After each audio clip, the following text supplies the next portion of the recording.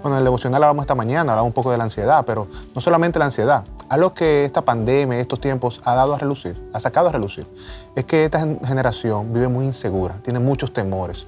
Inclusive no sabe ni siquiera el propósito de su vida, no sabe ni siquiera quiénes son. Recientemente la Universidad de Varna sacó una encuesta que me llamó mucho la atención. En una población de 16,000 personas, jóvenes entre 18 y 25 años de edad. Ellos le hicieron ciertas preguntas y una de esas preguntas sacó a relucir que ese grupo, el 40% tenía muchos temores con relación al futuro, con relación a las decisiones que tiene que tomar. Y hay otro dato que fue el que más me impactó. El 20% de ese grupo ni siquiera sabe quién es. Tiene temor porque no sabe quién es en sí mismo, tiene falta de propósito. Y ustedes que son consejeros, que han visto esto, imagino, en consejería por muchos años, personas que vienen, que tienen falta de autoestima, que tienen falta de valoración, que no se reconocen ni siquiera como cristianos muchas veces, que andan buscando la aprobación de los hombres. ¿Cómo ustedes han visto eso recientemente en consejería a raíz de la pandemia? ¿Y cuáles ustedes creen que son causas de este tipo de cosas? Bueno, yo diría que la falta de identidad del ser humano no es algo nuevo para comenzar. Realmente, tan pronto el hombre se separó de Dios, pues ahí mismo él experimentó una falta de identidad y ha tratado de solucionar su inseguridad que la falta de identidad le produjo, buscando seguridad en diferentes áreas del diario vivir. Yo no creo que es sorprendente que esta generación en particular todavía experimente mayores niveles de ese sentido de inseguridad y de que no sabe exactamente quién es, porque es una generación muy aislada, es una generación que ha crecido aislada desde el hogar, donde los padres no están ahí, la madre está trabajando, el padre también. Entonces, el niño que necesita afirmación de parte de sus padres y sobre todo del papá, del padre masculino, si no encuentra eso, él va a crecer como un adolescente y eventualmente incluso como un profesional inseguro, porque él nunca tuvo una conexión ni tuvo una figura mayor, de mayor sabiduría y experiencia que pudiera guiarlo y pudiera incluso darle como límites dentro de los cuales conducirse.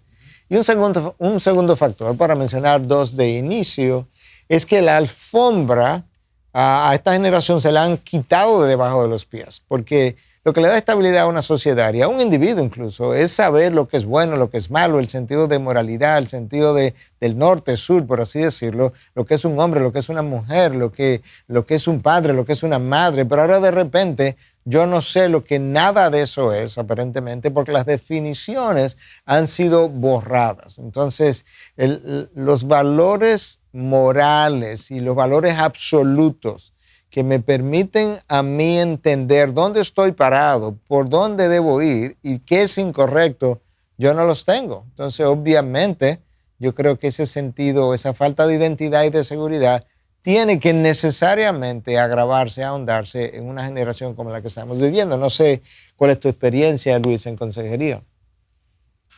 Bueno, yo estoy muy de acuerdo contigo, Miguel. Yo creo que lo que mencionabas del aspecto virtual, yo creo que esta es una generación que ha querido extender más allá de lo posible el efecto de lo que la realidad virtual puede llenar. Nosotros somos seres sociales, Miguel, como tú decías, y yo creo que cuando esa persona que gasta tanto tiempo a solas, simplemente conectado con un computador, apaga esa pantalla, entonces se encuentra con su realidad, como tú dices, que no sabe quién es, no tiene propósito en la vida. Y yo creo que al no ser capaz de procesar su realidad a la luz de la palabra, como tú también indicas muy bien, Miguel, yo creo que ahí es donde se da el choque de ese reconocimiento. No sé dónde estoy, no sé a dónde voy, porque estoy enfocado en un mundo que una vez lo virtual termina, pues no existe. Entonces, creo que hay un fundamento que ha sido removido y que definitivamente está llevando a mucha inseguridad en esta presente generación. Sí, lo triste de esto es que esto no solamente ha afectado al mundo secular, esto ha impregnado a la iglesia. La misma encuesta que hizo Barna reflejó que los jóvenes de 18 y 24 años, anualmente pasaban alrededor de 20.000 horas utilizando su móvil en redes sociales. Y de esas 20.000 horas, solamente 150 horas era buscando cosas espirituales para su crecimiento espiritual. Lo que te da a entender que inclusive esa generación está buscando identidad en otra cosa fuera de Dios. Incluso esa generación cristiana está buscando identidad, está buscando satisfacerse, llenarse, cosas que no es Dios. Y es algo triste, es algo penoso ver cómo jóvenes que crecieron entre nosotros, están entre nosotros, hoy día van al salón de consejería con preguntas tan simples como ¿quién yo soy?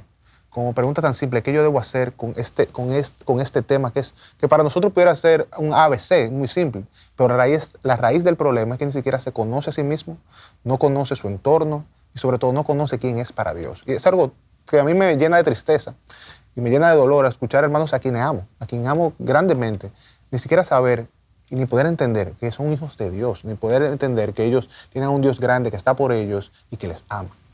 Bueno, yo creo que por un lado tampoco es sorprendente que lo que esté pasando en la sociedad, no es bueno, pero no es sorprendente, que lo que está pasando en la sociedad afecte o infiltre la iglesia. De hecho, el apóstol Pablo en Romanos 12 nos advierte que no nos conformemos a los patrones de este mundo, sino que seamos transformados por la renovación de la mente. No ha habido una época de la historia de la iglesia donde lo que haya ocurrido en la sociedad no haya infiltrado la iglesia. Eso ha sido así a lo largo de 20 siglos después que Cristo vino, y eso es lo que estamos viendo hoy, por un lado. Por otro lado, nosotros no podemos olvidar que Dios nos creó, y hablamos de esto en conversaciones anteriores, para reflejar la comunidad que la misma Trinidad es, Padre, Hijo y Espíritu Santo. Entonces, esa comunidad me permite a mí crecer emocionalmente cuando yo establezco relaciones con mis iguales en términos humanos, pero al mismo tiempo con personas, como ya habíamos aludido, de mayor madurez y sabiduría que yo. Los primeros son los padres, pero luego vienen personas del círculo de una iglesia, por ejemplo, o el círculo de la sociedad, con quien yo me codeo, con lo que voy a rozar hombros. Y ahí voy aprendiendo, cuando tengo 10 años, cómo luce un niño jovencito de 12 y uno de 15, cómo piensa ya el estudiante universitario. ¿Por qué? Porque me estoy codeando con ellos, y en ese roce, en ese intercambio de emociones, en esa ofensa que tú me haces, en el tener que pedirte perdón, en el tener que perdonarte, en todas esas interacciones humanas, se produce una especie de crecimiento y fortaleza emocional y espiritual que yo hoy no tengo, porque yo estoy frente a un televisor, frente a una computadora, a un celular, que no permite el intercambio de emociones humanas.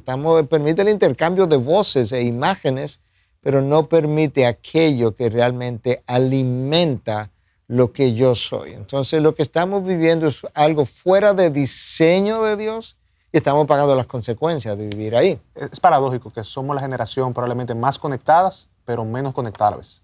Más conectadas porque tenemos más fuentes de información. Yo puedo hoy, bueno, estamos hablando con Luis, que está en Arizona, y podemos tener este conversatorio a la distancia inclusive, pero como tú dices, emocionalmente ya no estamos tan conectados. Inclusive anteriormente tú cumplías años y yo te llamaba, pastor, ¿cómo está? Dios le bendiga, te deseaba una palabra. Hoy día no, hoy te mando un mensajito. Sí.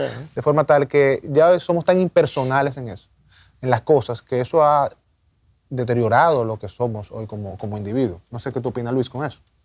Bueno, Miguel decía algo que me gustó mucho, con el tema de procesar una realidad que no tenemos los fundamentos, y eso que él decía de esa falta de interacción, y teológicamente nosotros sabemos lo que es eso, se llama santificación progresiva, y la santificación es un proyecto de comunidad. Nadie se santifica aislado en una cabaña donde no tiene relación con la gente. Nosotros necesitamos ser ofendidos, ser desafiados, aprender a pedir perdón, aprender a otorgar perdón, aprender a sentirnos en algún momento que nuestras ideas no son la última Coca-Cola en el desierto y nosotros aprender de esas experiencias a que yo soy parte de un entorno y parte de un proyecto que es mucho más grande que yo. Eso es muy saludable emocionalmente para los niños cuando van creciendo, cuando se van formando. Y yo creo, en adición a eso, Miguel ha hecho mucho, yo pienso que ha bendecido mucho esta generación con tu libro Ser antes de hacer. Porque yo creo que es exactamente la mejor manera de definir eso. La generación en la que vivimos está muy enfocada en el hacer. Ellos están muy ocupados cómo llenar el tiempo. Hay demasiadas ofertas para llenar el tiempo cada día. El problemita es que hemos saltado la base para hacer eso. No hemos invertido nada en entender quiénes somos. Entonces, estamos intentando hacer mucho sin estar consolidados en entender lo que somos. Hay un problema de identidad. Y yo creo que ahí es donde me luce que nosotros como iglesia debemos hacer un trabajo intencional, que la persona pueda procesar su identidad en base a lo que Dios es y ha revelado en su palabra. El apóstol dice, vosotros que sois amados, que sois santos, vosotros que ya han sido elegidos. Y esas son terminologías que en esencia lo que están revelando es quiénes somos en Cristo. Y luego entonces, ahora podemos gestionar, ahora podemos obedecer, ahora podemos enfocarnos en crecer y avanzar. Pero como dice tú, Miguel, y yo estoy tan de acuerdo, si le quitan esa base y ese fundamento, todo lo demás colapsa. Entonces yo creo que esa debilidad emocional, esa insuficiencia emocional que estamos viendo ahora, es el fruto de una identidad que no ha sido cultivada, y mucho menos que no ha sido cultivada en la palabra de Dios. Y quizás sea bueno pensar un poquito en el inicio de todo esto, porque si te vas al jardín del Edén, antes de la desobediencia a Adán y Eva, ellos no tenían ninguno de estos problemas. Ellos tenían identidad en Dios, tenían seguridad en Dios, tenían gozo en Dios, definición en Dios. Todo comienza cuando esta pareja se aleja de Dios. E inmediatamente comienzan las experiencias emocionales, incluso experimentaron vergüenza. Y seguimos nosotros experimentando vergüenza. Se cubrieron con hojas de higuera. Nosotros tratamos de cubrir nuestra vergüenza con títulos universitarios, ya estamos cubiertos, con logros, con ese tipo de cosas. Experimentaron temor. Experimentaron temor, ¿por qué? Porque lo que los cobijaba, los protegía, lo que verdaderamente era como un refugio, de repente ya no está. Entonces ellos trataron de sustituir el refugio de Dios por un árbol y se escondieron detrás de un árbol. El hombre se sigue escondiendo hoy en día. O sea, si hay algo que esta generación que se gloría en ser supuestamente ultra transparente, que todo lo dice, que todo lo comunica, sus interioridades, incluso sus intimidades, la pone en la televisión. Al mismo tiempo es la generación que vive con más mentiras en términos de números y tamaños de ella, de manera que no es cierto que es una generación transparente tampoco. Pero eso comenzó en el jardín del Edén, el mentir, y es una generación que al mismo tiempo vive justificando lo que dice y lo que hace continuamente, lo cual pasó en el jardín del Edén. Tú sabes, Adán culpa a Eva, no, porque es la mujer que tú me diste. Entonces yo pienso que si yo encuentro un culpable, eso me quita a mí la culpa. No, primero, no me puede quitar la culpa porque el otro no es el culpable. El culpable soy yo. Yo lo que quiero es desplazar la culpa, aun si eso te hace daño. Imagínate que Dios le hubiera dicho a Adán, ella es la culpable, pero a ella es que vamos a juzgar. Pero resulta que él era el responsable de haberla instruido, de haberla protegido, de haberla guiado. Entonces, no, yo no... Si no soy una persona egoísta, debiera estar pensando más en tu protección y en yo apropiarme de eso que es mi culpa y no querer cambiar lo que dije, lo que hice, o cambiar la responsabilidad de lo que hice hacia otro, porque eso no me va a ayudar. O sea, que me llama la atención cuando mencionas el tema de Adán, porque Adán disfrutó de Dios antes de la caída. Por mucho. Por mucho tiempo. Disfrutó de Dios antes de la caída. Y luego que él cae, inmediatamente es que él siente el temor. Inmediatamente es que él siente esconderse. Entonces, tomando eso como referencia, vemos que es nuestro pecado que nos hace escondernos, nuestro pecado es lo que nos hace aislarnos, que nos hace querer cubrirnos con tecnología, con fachada, títulos como tú mencionabas.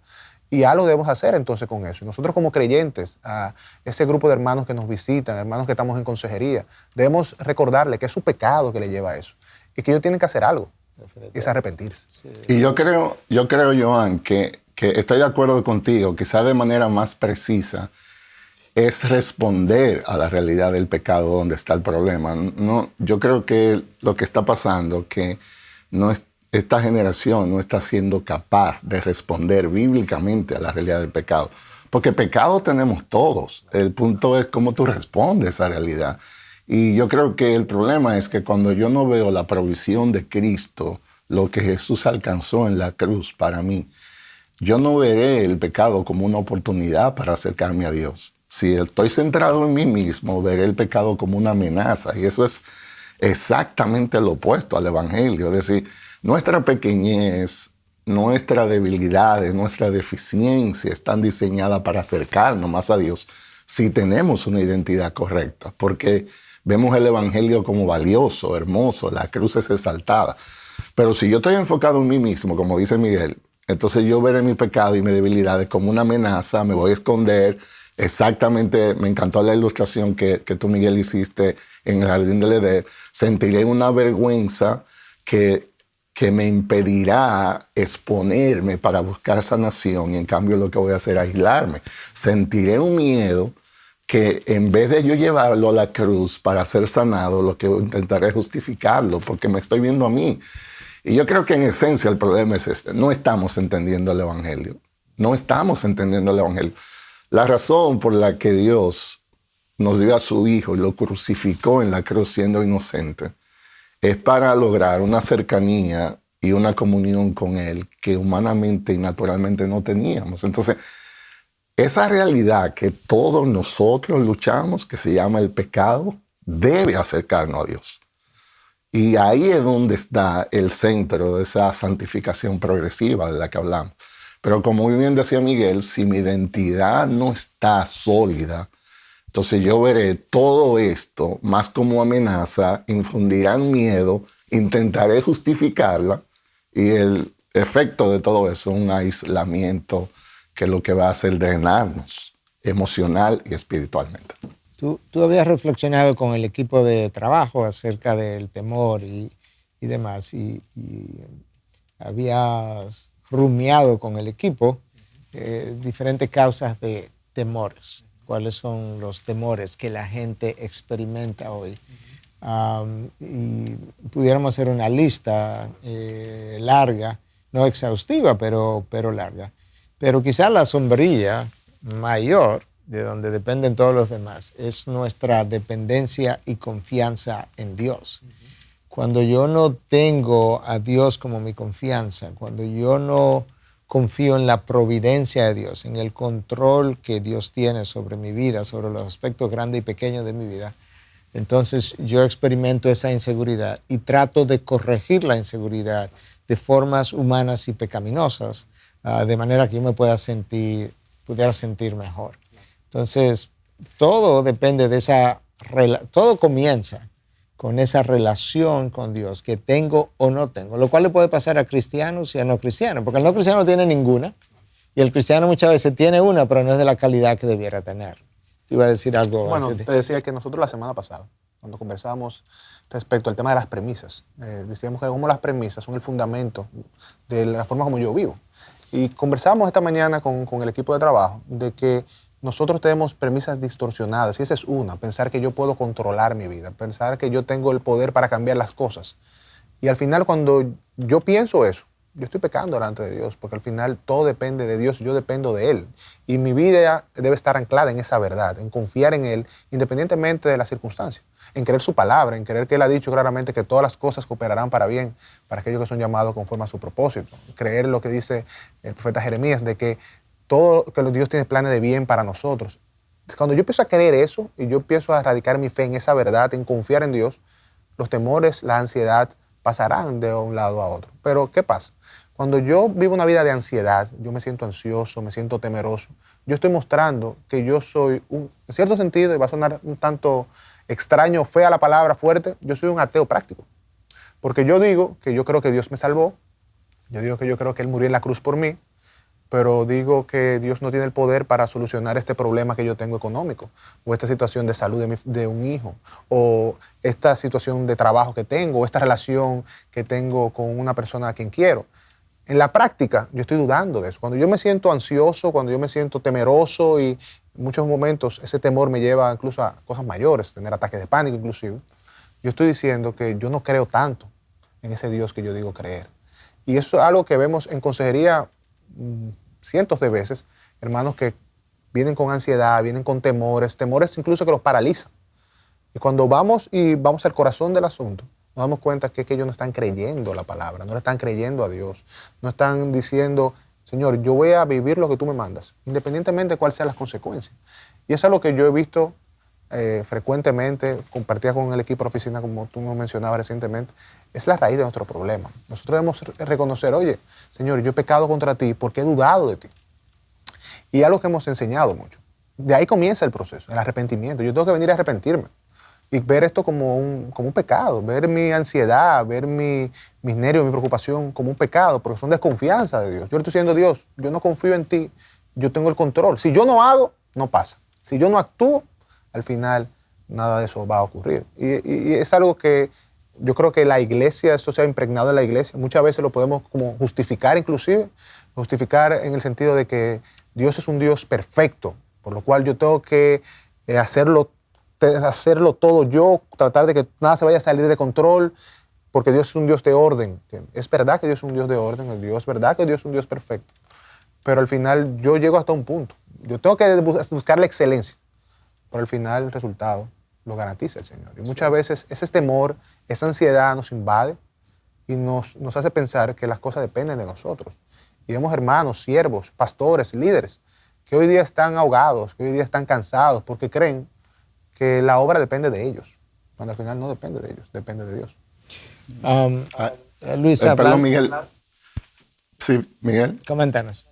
No, escuchando a Joan, me acordé de un famoso triángulo tuyo que hemos hecho muy popular en la consejería. Hay varios, pero el que me viene a la mente ahora es ese donde tú enfatizas el tema de primero entender quién yo soy, quiénes son los demás, quién es Dios. Un triángulo que allá en la IBI en consejería lo usamos mucho, y la idea es leer bien. El problema comienza con una deficiencia de yo, por así decirlo, procesar lo que hay alrededor. Si no tengo una lectura correcta de mí mismo, va a haber problemas, porque no me veré como una persona dependiente de Dios, no me veré en mi identidad como un hijo de Dios. Si yo no tengo una buena lectura de quiénes son los demás, entonces voy a tener problemas por lo que piensan, por lo que critican. A veces una opinión contraria a lo que yo quiero, por no tener una lectura correcta de quiénes son los demás, yo le doy una sobreimportancia casi por encima de Dios. Y hay gente que se deprime cuando le llaman la atención, o cuando no se aplaude su idea, o cuando no le dan likes en las redes sociales. Y finalmente yo creo que es el punto donde tú, Miguel, enfatizas más. Si yo no tengo una buena lectura de lo que Dios es, yo voy a tener problemas, porque si yo no puedo recordar en esas circunstancias que Dios está en su trono, que Dios reina, como dice la palabra, sucederá algo que Jehová no haya mandado, porque de Él, por Él y para Él son todas las cosas. Y en otros programas yo te he escuchado, sobre todo a ti, Miguel, decir, es un problema teológico. Nosotros tenemos una teología de los domingos, que yo creo que tú llamas teórica, y otra funcional, que a partir del lunes en la mañana, y no están sincronizadas. Entonces yo alabo el domingo a un Dios poderoso, y el lunes en la mañana yo no tengo ni idea lo que ese Dios podía hacer. Por eso yo insisto que en nuestra madurez espiritual no puede medirse un domingo en la mañana, porque el domingo en la mañana cualquier cristiano, uno alaba al Señor, uno llora con la alabanza, uno se deleita en la predicación. La pregunta es el lunes en la mañana, ¿dónde yo estoy en cuanto a esa realidad? Entonces, de nuevo, yo creo que ese triángulo, que yo creo, Miguel, que ha sido una de las descripciones para mí más excelente para usarlo en el salón de consejería, puede ayudarnos mucho, no solamente a entender cuál es el problema, sino más que todo cuál es la solución, porque necesitamos leer bien y entender esas tres realidades. Yo creo que sería bueno en el contexto de esta conversación que estamos teniendo, volver a ver todavía en otras áreas del diario vivir cómo se manifiesta este temor del que estamos hablando, porque es un yugo, literalmente hablando. Pesado, bien pesado. Bien pesado. Entonces, yo he dicho varias veces que el mundo es manejado por, en inglés dirían driven, por el temor. La gente quiere una compañía más grande porque teme que hay otra compañía que le va a quitar el mercado. La gente quiere a veces otro título porque teme que hay jóvenes que están subiendo mejor preparados y me pueden desplazar de mi posición. En los matrimonios hay esposos que no se atreven a contarle cosas a sus esposas de ellos mismos, de sus miedos, inseguridades, porque tienen temor a cómo ella lo va a recibir. Hay esposas que tampoco se atreven a contarle sus emociones a sus esposos porque temen que él las va a criticar, le va a considerar emocional, sin importancia, quizás hasta como medio niña o quizás ni siquiera me va a entender. Entonces, el temor hace que nuestras relaciones se mantengan a distancia. El temor hace que nosotros usemos caretas. Yo recuerdo, y he mencionado esto en otras ocasiones, que viviendo en Estados Unidos y siendo anciano de una de las iglesias en Estados Unidos, justo como 2 semanas antes de yo y mi esposa mudarnos aquí a Santo Domingo, otro de los ancianos que tenía varios años más que yo, vino a mí y me dice, está comentándome y por primera vez como que se transparenta y me dice que nadie lo conocía, ni su esposa. Y yo le dije, fulano, ¿cómo que nadie te conoce? Y me dice, no, nadie me conoce, ni siquiera mi esposa. Y digo, bueno, pero explícame eso. Y entonces me dice, bueno, es que yo lo que hago es que me pongo una careta y si esa careta, que no soy yo, no te gusta, yo me cambio de careta. Y yo ese día me sentí tan como triste y vi como a un individuo realmente encarcelado, como detrás de la reja o amarrado por estos temores que ni siquiera le permitían ser lo que él era ante un amigo, porque eso era lo que yo era. Yo me consideraba uno de sus amigos más cercanos y dije, oh, wow, y yo me voy ahora a Santo Domingo en 2 semanas más o menos, ni siquiera puedo hacer nada por él y me quedé como, yo no lo puedo creer. Yo tenía 8 o 9 años que lo conocía de manera íntima y no lo conocía, porque él me acaba de decir que él ha tenido una careta todos esos años. Entonces tú puedes ver que el temor nos aleja en todos los sentidos. Ese es el esposo que se queda trabajando largas horas en la oficina porque él teme ir a la casa a lidiar con problemas emocionales de la esposa y de los hijos. Ese es el otro amigo me dijo justamente en esa misma iglesia que él prefería no tener amigos cercanos. Bueno, pero ¿por qué tú no quieres tener amigos cercanos? Porque tengo miedo que me van a fallar y para yo experimentar el dolor del fracaso, el fallo de ellos, mejor no los tengo. Oh, wow. O sea, tú te estás perdiendo de una riqueza de relación humana por un temor. Claro. Entonces yo creo que eso es algo que debemos seguir explorando. ¿Y qué más? No, pero escuchándote, me llega a la mente Proverbios 29-25. El temor al hombre pone lazo. ¿Entiendes? Qué gran peso es el temor al hombre. Exacto. Y pienso en ese anciano en la iglesia. Yo no me imagino teniendo que ser una persona contigo hoy, teniendo que ser una persona con Luis mañana, en mi caso una persona. Eso debe ser pesado, ¿entiendes? Al final, yo creo que Dios nos ha dado libertad, nos ha llamado a vivir en libertad. Claro. Y no hay mejor libertad que ser quien yo soy. Y si al final yo tengo un pecado, yo poder decir, yo he pecado, no gloriarme ni vanagloriarme de mi pecado, no. Si hay un pecado en mí, yo debo arrepentirme de mi pecado y seguir adelante, pero mostrar quién yo soy, mostrar mis heridas, mostrar mi cara fea como la tengo, pero mostrar lo que soy. Entonces, y al final eso me da libertad, me permite a mí disfrutar del gozo, disfrutar de un hermano, estar abierto a que todos ustedes puedan venir donde mí y señalarme, Joan, mira, yo creo que esa área tú tienes que rendirse al Señor. Si al final yo uso caretas, ¿cómo podré cambiar? Bueno, Luis, tú mencionabas y hablaba del tema de la santificación progresiva.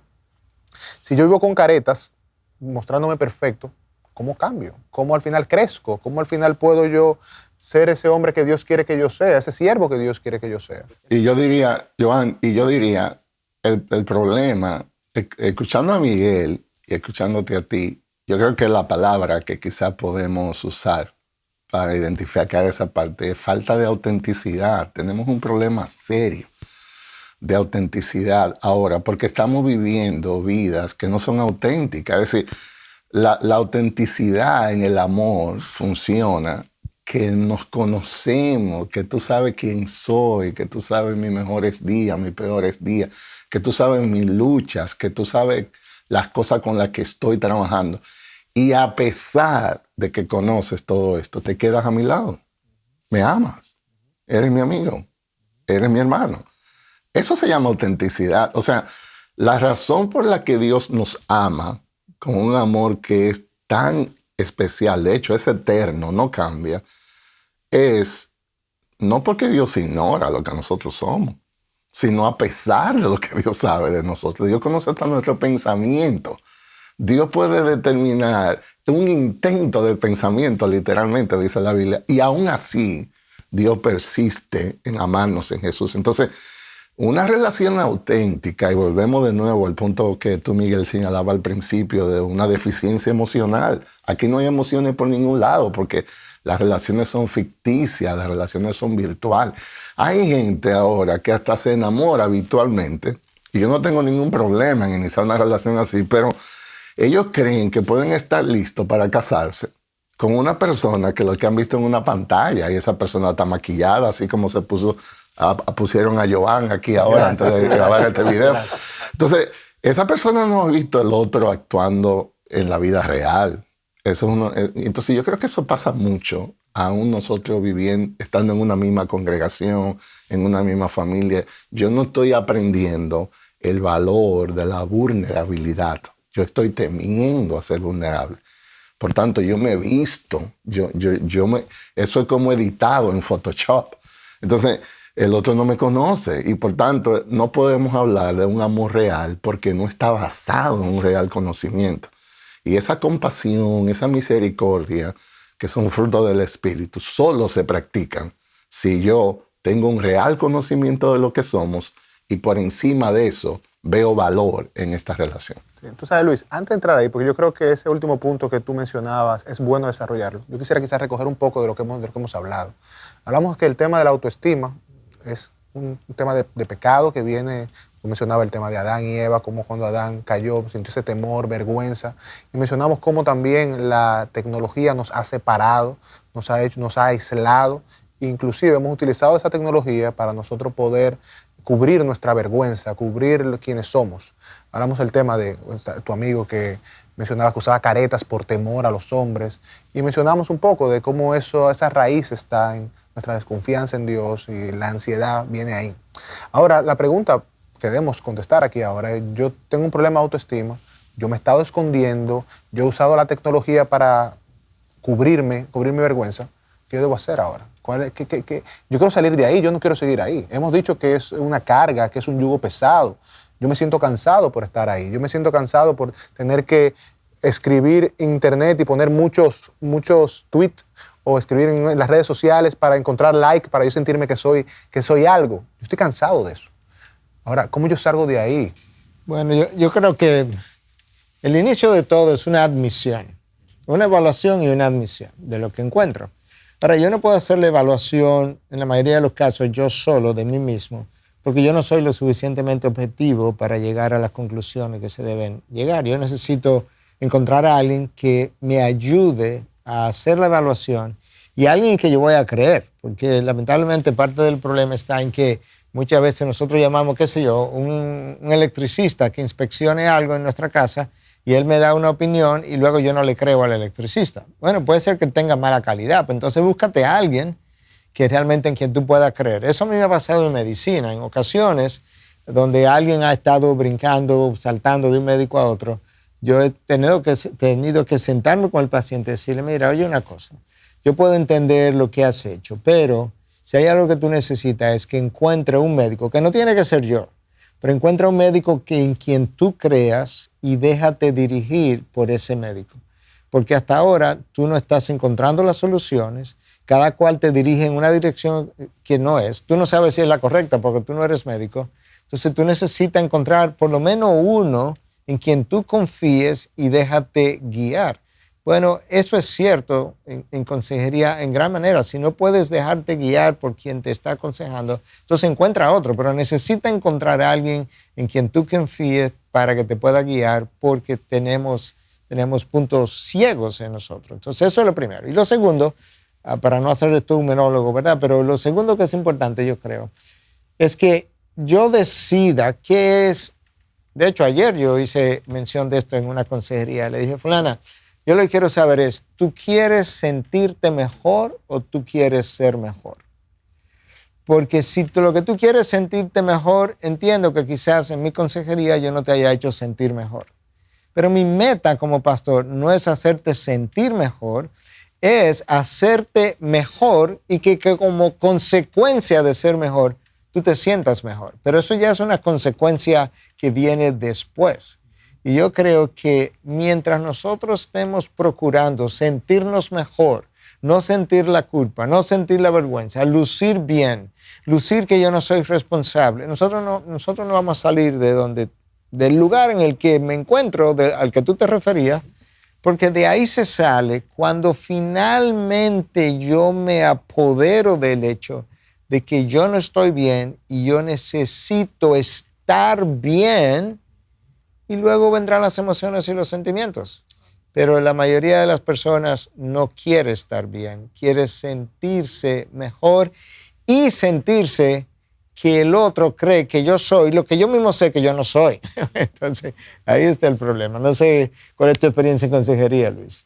Bueno, una cosa que la hemos hablado antes, tú la has señalado un sinnúmero de veces, es, hablando específicamente ya a los creyentes, algo que te he escuchado mucho y me impactó es, todo verdadero creyente tiene el Espíritu Santo. Esa es una realidad que nosotros creemos por convicción, somos sellados al momento de creer. La pregunta no es si tienes el Espíritu Santo, la pregunta es si el Espíritu Santo está obrando con poder en tu vida. Porque cuando se habla de ser lleno del Espíritu, entonces, ¿cuál es el empoderamiento que el Espíritu Santo tiene en tu vida? Y yo lo veo totalmente relacionado, Miguel y Joan, con lo que estamos hablando. Si nosotros buscamos respuesta en aislamiento, en pantalla, en desvestir una realidad, no hay crecimiento de ningún tipo. Lo que necesitamos es llenarnos del Espíritu Santo. Lo que necesitamos es asegurar que el Espíritu Santo esté dando los frutos, como se supone en todo verdadero creyente, que va a un proceso de crecimiento. Entonces la idea es qué tan pacientes estamos siendo, qué tan misericordiosos, qué tan perdonadores. Y en base a todo eso es que vendrá esa seguridad de mi identidad, no basado en lo que la gente diga o lo que yo pienso, sino lo que Dios es y lo que Dios dice en su palabra. Por tanto, yo creo que hay algo ahí de la solución de buscar ese poder, esa fuerza que solo el Espíritu Santo puede dar. Y una de las cosas que me recordé ahora aquí en el conversatorio, en estos días estaba estudiando en mi devocional Efesios, capítulo 3, cuando el apóstol Pablo ora por segunda vez por los hermanos allá en Éfeso. Y hay una oración ahí que me llama mucho la atención, porque él dice, yo oro que el Padre, por sus riquezas en gloria, pueda fortalecerlo por el poder de su Espíritu en su hombre interior. Y yo digo, ¿qué es lo que el apóstol Pablo está pidiendo aquí? Él dice, mi oración es que puedan ser fortalecidos. Literalmente en el original dice que tengan fortaleza de ánimo por dentro. Y eso solo el Espíritu Santo puede darlo. Y él ora por eso. Es decir, el apóstol Pablo oró por los efesios, que ellos puedan ser fortalecidos en su hombre interior por el poder del Espíritu. Y la otra petición que está ahí en esa segunda oración de Pablo por los efesios es que Dios nos conceda entender la longitud, la anchura, la profundidad, la altura del amor de Dios en Cristo, para que podamos tener toda la plenitud de Dios. Y yo lo que digo es, esa plenitud de Dios es lo que nos está faltando. Lo que nosotros estamos exhibiendo es una generación que está vacía de Dios. Y el problema es que ese es un vacío que solo Dios puede llenar. Cuando yo intento llenar ese vacío con cosas, con aprecio, con éxito, con asuntos temporales, eso no va a funcionar. La historia está ahí, nunca ha funcionado. Necesitamos ser fortalecidos nuestro hombre interior y eso se hace por el poder del Espíritu. Necesitamos comprender mejor el amor de Dios en Cristo para que la plenitud de Dios pueda estar en nosotros. Entonces, una de las cosas, especialmente en el salón de consejería, a veces aconsejando matrimonio, yo le digo, no le pidas a tu cónyuge que te dé lo que solo Dios puede darte. Tu cónyuge no te va a resolver ese problema de ese vacío espiritual. Solo Dios puede llenarte. Así que otra expresión también que me he robado de ti, Miguel. Primero, resuelve tu relación horizontal, vertical con Dios, para que seas capaz de poder mantener una relación horizontal que sea sana. Yo insisto que el problema lo tenemos por dentro. Claro. No, y rescatando algo que tú mencionas ahí, creo que es muy importante, el conocer a Dios, la importancia de conocer a Dios para saber quiénes somos nosotros. Porque algo que yo veo y he visto en consejería, y ha sido de las cosas que yo he tratado de aconsejar a las personas que he visto en consejería, es que para poder lidiar con esto, quitarte esas caretas, esos temores, tú tienes que saber, pero ¿quién es Dios? Y después saber quién tú eres. Hay una historia que se ha mencionado mucho de la niña que va en un avión y hay una gran turbulencia y todo el mundo se está poniendo loco, que no vamos a morir, no vamos a morir. Pero la niña estaba bien tranquila. Cuando le preguntan por qué tú estás tan tranquila, que ella responde, yo estoy tranquila porque mi papá es el piloto y yo lo conozco. Eso le da paz. Y yo creo que cuando nosotros conocemos a Dios, conocemos su amor, su soberanía, conocemos su carácter, nosotros podemos vivir en paz y con libertad de saber que es agradarle a Él solamente, que yo no tengo que agradarte a ti, ni agradar a Luis, ni agradar a otros, yo tengo que complacerle a Él. Y es bueno eso, es una libertad. Cuando yo sé que solamente tengo que complacer a Dios y no a los hombres, yo vivo en libertad. Eso es lo primero, conocer quién es Dios y conocer que es a Él que debemos agradar. Y número 2, saber quién yo soy. Yo soy un hijo de Dios. Esa verdad tiene un peso en mi vida, debe tener un peso grande en mi vida. Yo he sido perdonado, yo he sido redimido. Yo tengo un valor, no en las cosas que yo hago. Yo puedo tener 6 títulos universitarios, un doctorado, un PhD, haber ido a 3 universidades, a 3 seminarios, pero eso no tiene valor comparado con el hecho de saber que el Rey de la creación, el que sostiene todo lo que existe, ha decidido llamarme su hijo. Que yo soy, como dice el apóstol Pedro en 1 de Pedro 2:9, yo soy un real sacerdocio, una nación santa, un pueblo adquirido para posesión de Dios. Eso es lo que yo soy. Y es importante que yo pueda entender, que todos podamos entender eso. Y cuando yo me sienta que no tengo valor, cuando mi deseo de satisfacer a los otros o mi temor por lo que los otros digan arrope mi vida y se sienta como ese yugo pesado, yo debo venir a la cruz, venir a recordar el Evangelio y recordar quién yo soy. Yo soy un hijo de Dios. Claro. Yo soy un hijo de Dios. Bueno, volviendo a la idea de que yo necesito conocer a Dios para conocerme a mí mismo, Juan Calvino, en su famosa obra Instituto de la Religión Cristiana, el primer párrafo, así es que comienza su libro, él habla de que todo conocimiento verdadero depende del conocimiento de Dios y luego de ahí descender para llegar a conocernos a nosotros mismos. Entonces, esa es una gran realidad porque hasta que yo no haga ciertas admisiones acerca de que mi problema radica en una caída que el hombre experimentó y que ahora yo estoy camino a la formación de un hombre a la imagen de Cristo, pero que en ese peregrinar hay muchas cosas que yo tengo que arreglar y que esas cosas que yo no arreglo son las que generan problemas, porque la tendencia natural del ser humano es a creer que ya sea mi ansiedad, mi inseguridad, mi insatisfacción, mi falta de felicidad, que eso depende de ti, depende del otro, ya sea de mi esposo, de mi esposa, de mi jefe, de mis amigos. No, yo recuerdo hasta el día de hoy un libro que leí hace años atrás, que el título es It is not my fault, no es mi culpa. Y cuando tú lees el libro, en cada capítulo te dice, no, es tu culpa. Porque yo no puedo, lo único que yo puedo hacer es cambiar yo. Cuando yo cambio, bueno, para comenzar, yo cambio en relación con Dios. O sea, yo no cambio en relación con filosofías humanas, yo cambio en relación con Dios. Él me hizo y Él sabe lo que yo perdí y sabe lo que yo necesito para recuperarme. Si Adán estuviera vivo, Adán hubiese sabido hoy, lo hubiéramos podido poner ahí, y él pudiera decirnos, mira, esto era lo que yo tenía, esto es lo que yo perdí y por esto que yo me siento así. Entonces nosotros, en vez de regresar a Dios para encontrar la seguridad, la satisfacción, el gozo, la plenitud, la habilidad de dar a otros, en vez de hacer eso, lo que nosotros hacemos es que todas esas insatisfacciones culpamos al otro de por qué yo estoy como yo estoy. Y yo sé que en el pasado yo supe hacer eso también, de manera que no es algo que, como diríamos en dominicano, es que le estoy cargando el dado a otro. No, estas son experiencias vividas. Pero llega un momento donde tú maduras y tú dices, como diría en inglés, wait a minute. O sea, espérate una cosa.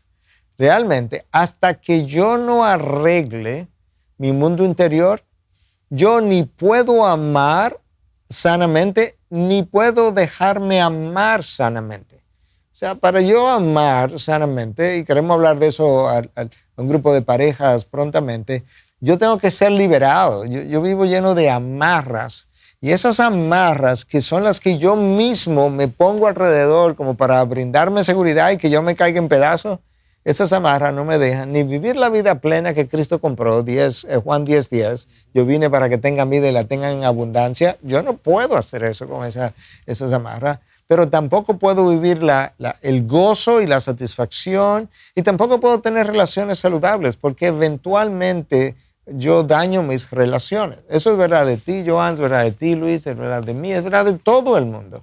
Pero yo necesito sanar yo en relación con Dios, porque yo me despegué de Dios, por así decirlo, en el jardín del Edén, y lo único que me va a traer es de regreso al Padre y experimentar, para usar una expresión que ya otros han usado, el abrazo del Padre, y ahí poder sanar. Yo no sé cuál es tu experiencia lidiando con parejas. Yo sé que tú tienes mucha experiencia, Luis, lidiando con parejas y con familias también.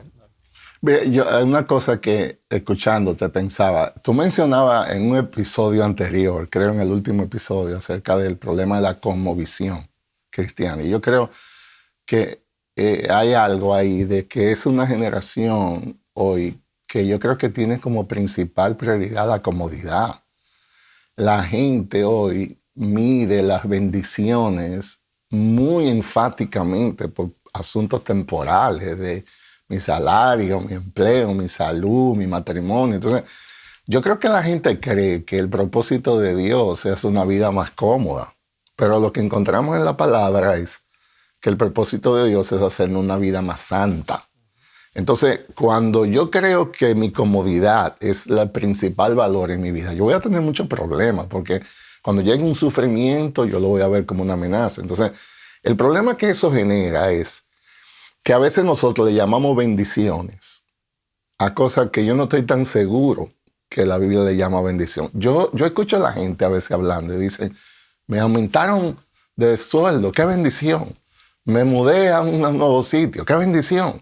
Y todo lo de ello es una bendición. Y la pregunta mía es, pero ¿por qué eso es una bendición? A ver, si a ti te aumentan el sueldo y te promueven de puesto, y tú, por causa de esas responsabilidades, no vas a poder ir a la iglesia, no vas a poder tener tu tiempo con tu esposa y tus hijos, no vas a poder tener una vida devocional. Entonces, tú le puedes llamar como tú quieras eso, pero eso no es bendición. Bíblicamente hablando, bendición es todo aquello que nos acerque más a Dios, para, como tú dices, Miguel, poder disfrutarle mucho más. Todo lo que nos acerque a Dios es bueno, aún el sufrimiento. Sin embargo, todo lo que nos separe de Dios, usted le puede llamar como usted quiera, pero bíblicamente eso no es una bendición. Entonces, yo creo que hay un conflicto ahí en la generación en la que estamos viviendo. Todo aquello que se oponga a nuestra comodidad, nosotros lo vemos como negativo. Pero en realidad la pregunta no es esa. La pregunta es, en base a esta experiencia, circunstancia actual, ¿puedo estar más cerca de Dios o puedo estar más lejos de Dios? Porque aún la enfermedad, aún este tiempo de confinamiento por causa de la pandemia, puede convertirse en una real bendición si eso me lleva a buscar más de su palabra, a una vida de oración, a una vida de más dependencia de Él. Al final no está complejo. Al final el yugo no supone ser tan pesado, porque sabemos lo que tenemos que hacer. Venir a Dios, descansar en Él, conocerle a Él, tú decías, Luis, ser lleno del Espíritu Santo y disfrutar quién nosotros somos. Y algo que me encantó que tú mencionabas, al final yo no tengo que preocuparme por cambiar a los otros. Ni lo puedo hacer. Ni lo puedo hacer tampoco. Yo tengo que preocuparme por cambiar yo, por sanar yo y por ser yo ese instrumento que Dios quiere. Al final hay una realidad que no podemos negar. Hay un mundo allá afuera que está lleno de temor, que tiene mucha ansiedad, que tiene mucha inseguridad, inclusive en la iglesia. Y nuestro llamado a ese grupo es motivarle a que ellos puedan reconocer que solamente deben temerle a Dios, acercarse a Dios y buscar en Él la seguridad y su identidad. Hay una frase que yo quiero compartir con ustedes ya para ir cerrando este tiempo, porque tenemos cosas que hacer. Oswald Chambers dijo lo siguiente: la remarcable cosa acerca de Dios es que cuando le temes a Dios, no temes a nada más. Y cuando no le temes a Dios, le temes a todo lo demás. Cuando yo le temo a Dios solamente, yo no me importa lo demás. Yo solamente quiero agradarle a Él, servirle a Él, conocerle a Él, porque yo le conozco a Él. Pero cuando yo no tengo ese temor hacia Dios reverente, todo lo demás me creará inseguridad, todo lo demás me afectará, todo lo demás va a hacer que yo quiera usar caretas para que otros no vean quién yo soy, para que otros no vean mi vergüenza. Sí, bueno, para muchos, lamentablemente, Dios es muy pequeño y el hombre es muy grande. De hecho, hay un libro escrito acerca de esto. Y lamentablemente, yo no puedo vivir la vida en libertad cuando el hombre es tan grande. Pero ese hombre que es muy grande, no solamente el otro, de quien yo quiero aprobación, soy yo mismo, que soy muy grande. O sea, hay un egocentrismo en esta generación que es, que ya lo ha empujado a la generación y lo ha convertido en un narcisismo. Y esa es una de las razones por lo que el hombre, la mujer no cambia. Y porque es como, a mí me gusta ser como yo soy. Bueno, si te gusta ser como tú eres, hay un problema grave porque no va a cambiar. Estoy enamorado de mí mismo porque me gusta ser como yo soy. Entonces, si estoy enamorado de mí mismo, ¿cómo se llama eso? Narcisismo. De hecho, hay un par de autores norteamericanos que escribieron un libro que se llama La epidemia del narcisismo. Y entonces hablan de cómo esa epidemia fue propulsada, ha estado en medio de la humanidad, pero cómo fue empujada de manera increíble cuando salió a la luz YouTube y Facebook. Porque ahora la gente vive como, mírenme a mí, tú sabes, estoy en este restaurante, una foto de lo que yo me estoy comiendo. Como si al mundo le importara lo que tú estás comiendo a las 6 de la tarde, en cualquier sitio, simplemente porque yo quiero mostrarle al mundo lo que me estoy comiendo, lo que estoy, dónde estoy, cuando la realidad es que el mundo no está tan pendiente de mí. Bueno, tú decías recientemente en un grupo que estábamos, que salió una encuesta, algo así, que cuando yo tenía de 20 a... No, a los 20 años tú crees que todo el mundo está hablando de ti. Exacto. A los cuales yo usé eso esta mañana en una consejería. A los 40 años a ti no te importa si están hablando de ti. Y a los 60 años tú descubres que nadie está hablando de ti. No somos el centro del universo. Exacto. Yo no soy tan importante como yo me creo. Entonces, honestamente, si yo quiero cambiar, yo tengo que admitir, yo no soy como debiera ser. Y yo no soy como debiera ser, es un problema. Y delante de Dios es un problema incluso de pecado. Y para eso vino Cristo, no solamente para perdonarme mis pecados, sino para dejarme un modelo de cómo debe lucir ese hombre redimido que Él está tratando de hacer de mí. Pero yo me opongo a sus propósitos, porque como me duele, yo no quiero nada que me duela. Como me hace sentir incómodo, yo no quiero nada que me haga sentir incómodo. Si me hace sentir triste, yo no quiero nada que me haga sentir triste. Si me hace sentir como que no valgo tanto, tampoco quiero que me hagan sentir así. Entonces vivo buscando lo que la palabra llama gente que tiene comezón de oído, vive buscando que le rasquen el oído. Tenemos que apuntar a un cambio radical, reconociendo bajo este yugo de miedo, de inseguridad, yo no puedo continuar. Puedo continuar, pero voy a continuar siendo infeliz. Yo no creo que ahí está la clave de la vida. Luis. Y un texto quizás que queremos dejar a todos los que nos escuchan como una manera de enfatizar nuestra fuente de gozo está en Dios, nuestra felicidad está en Él. Él es el refugio al cual debemos acudir. Segunda a los Corintios 9:8 dice, Dios puede hacer que toda gracia abunde para vosotros. Toda gracia abunde para vosotros, a fin de que teniendo siempre todo lo suficiente en todas las cosas, podamos abundar para toda buena obra. Entonces el problema no es nuestra capacidad, el problema no es nuestra limitación. El problema es que no estamos viendo a un Dios poderoso que está en su trono, que reina y se deleita en que podamos avanzar en nuestra vida. Lo que necesitamos es rendirnos a Él, llenarnos de Él. El secreto de nuestro gozo está escondido en Cristo Jesús. hay muchas cosas que podemos hablar de esto. Yo les recomiendo a ustedes, sé que están escribiendo un libro de consejería.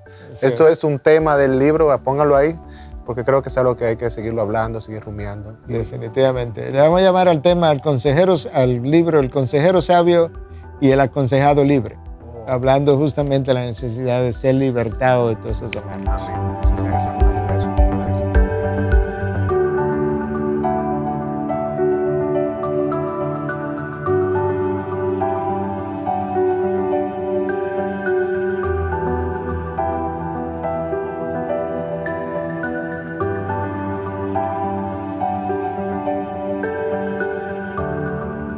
Gracias por acceder a este recurso. Espero que haya sido de gran bendición para tu vida.